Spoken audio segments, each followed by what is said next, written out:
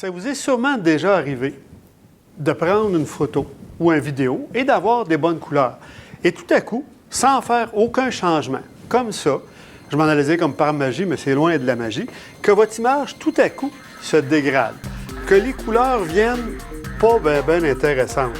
Et là, vous dites, qu'est-ce que j'ai donc pu faire? Pourtant, j'ai touché à rien. C'est peut-être ça que vous auriez dû faire. Toucher à quelque chose, vous calibrer. Faire en sorte que votre balance de blanc devienne bonne. Donc, balance de blanc, couleur. Hey, là, on arrive au fantasme du photographe qui est capable d'avoir des bonnes couleurs dans toutes les occasions. On va voir ça comment.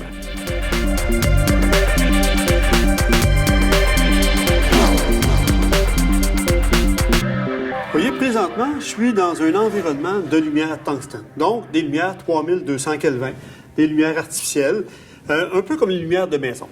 Pourquoi les lumières, maintenant, la couleur est blanche? Parce que j'ai balancé la balance de blanc dans mon appareil. Et pour ça, j'ai des bons outils qui vont nous permettre d'avoir des références, d'avoir une balance de blanc correcte. C'est quoi une balance de blanc? Bien, c'est une façon d'avoir les bonnes couleurs. Mais pour avoir des bonnes couleurs, il faut déjà au départ avoir une bonne exposition. C'est impossible d'avoir notre bonne couleur, nos repères comme il faut si notre exposition n'est pas bonne. La façon d'avoir une bonne exposition, c'est soit d'avoir un pose-mètre manuel ou encore d'avoir des références comme des cartes grises. Donc, c'est un gris neutre qui nous permet déjà, chaque appareil est balancé pour un gris neutre. Un gris de 18 22 dépendamment des compagnies, mais on est quand même très, très proche. Une bonne façon d'avoir une bonne balance de blanc, c'est de commencer par une bonne exposition. On n'a pas le choix. Si je veux que mes couleurs soient belles, il faut que mon exposition soit belle. Pour faire ça, bien, idéalement, je vais travailler avec une charte de gris. Il y a différents gris, mais je vous dirais qu'en moyenne, c'est pas mal semblable. Je prends mon exposition en mode manuel sur mon gris. Je m'assure que mon pose-mètre soit à 0. En travaillant mon appareil en mode manuel, qu'est-ce que je fais? Je garde la même exposition. Disons 200 ISO, 1 125e de seconde, 5.6. Et lorsque je vais photographier mon blanc pour ma balance de blanc, bien, je vais garder la même exposition. De cette façon-là, bien, votre blanc, il va être blanc, il ne sera pas gris. Et vous allez être capable de faire une bonne exposition. Comme on dit si bien, une photo qui est bien exposée, je peux faire tout ce que je veux avec. Et c'est important, lorsque je fais une photographie, lorsque je fais une vidéo et que j'utilise une carte grise, de l'avoir aussi avec moi lors de mon montage ou lorsque je fais mon travail par la suite parce que j'ai la référence pour moi. Pour être encore plus précis, je devrais, au moins les premières fois, aller dans mon ordinateur pour voir est-ce que ce que je vois à l'ordinateur, ça a le rapport aussi à ce que je vois dans mon appareil photo. De regarder aussi mon histogramme. Est-ce que mon histogramme, quand j'ai juste mon gris 18 est-ce que mon histogramme est bien placé dans le centre? Ensuite, bien, je vais avoir déjà une référence que je vais pouvoir appliquer ou que je vais pouvoir voir de mémoire entre mon ordinateur et mon appareil. Si je veux aller un petit peu plus loin, bien, ce qui est intéressant, j'ai des chartes de couleurs comme ceci. Qu'est-ce qui se passe avec ces chartes de couleurs-là? Bien, c'est qu'elles sont habituellement accompagnées avec un logiciel qui me permet de faire des profils ICC. Donc, de pouvoir corriger encore là les couleurs, mais aussi les tonalités. C'est pour ça que j'ai plusieurs couleurs. J'ai mes gammes du blanc au noir, de façon à m'assurer que mon exposition est bonne, que j'ai du détail dans les blancs, que j'ai du détail dans mes noirs. Parce que oui, quand on parle de balance de blanc, il y a des couleurs, il y a des kelvins, mais il y a aussi des tonalités. Donc, est-ce qu'on est plus vert ou est-ce qu'on est plus magenta?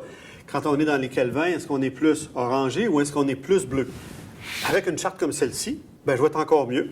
Et par la suite, mon gris 18 et mes références, mes tonalités. Le plus difficile, je vous dirais, c'est dans la reproduction d'œuvres d'art. Pour faire de la reproduction d'œuvres d'art, encore là, surtout si c'est quelque chose d'abstrait. Un point jaune, un point vert et quelque chose entre les deux.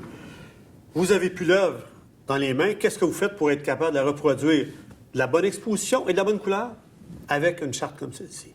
Ce que je pourrais faire, idéalement, ça serait de prendre une première photo avec ma charte. Donc, j'ai dans ma photo ma charte de couleurs, que je sais que c'est des couleurs qui sont déjà prédéfinies. Ensuite, à la même exposition, je prends une deuxième photo et là, les corrections que j'ai appliquées sur la première, bien, je vais pouvoir les appliquer sur la deuxième.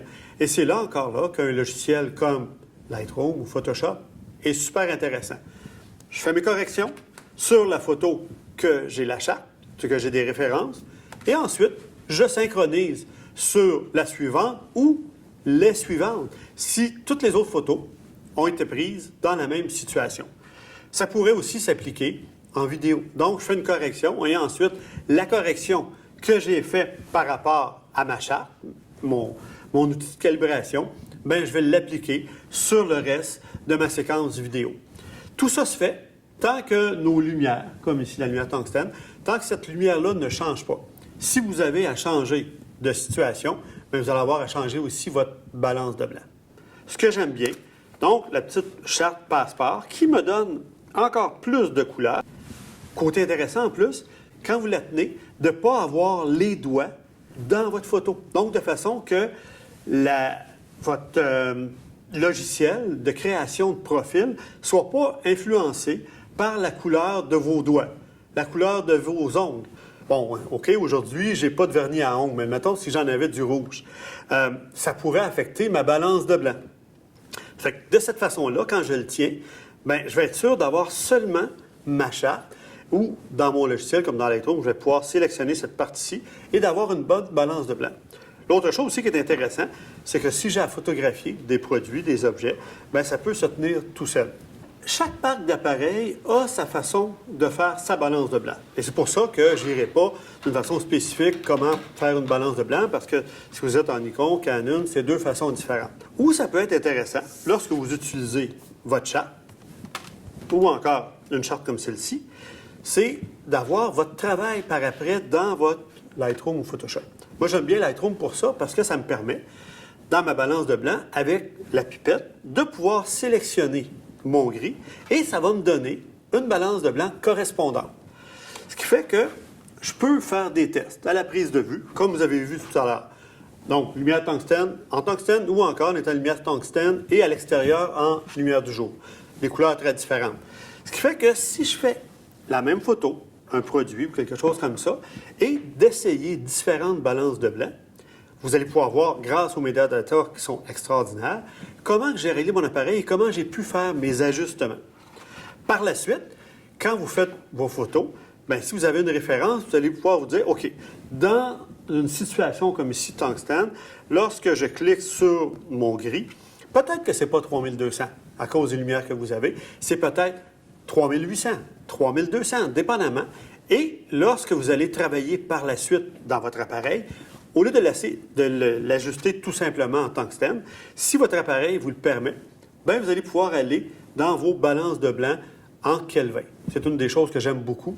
Quand je travaille en flash, bien, mon Nikon, je le travaille en balance de blanc 5200 Kelvin, 5260 Kelvin, et j'ai un bon résultat. Par la suite, bien, c'est aussi un travail d'interprétation.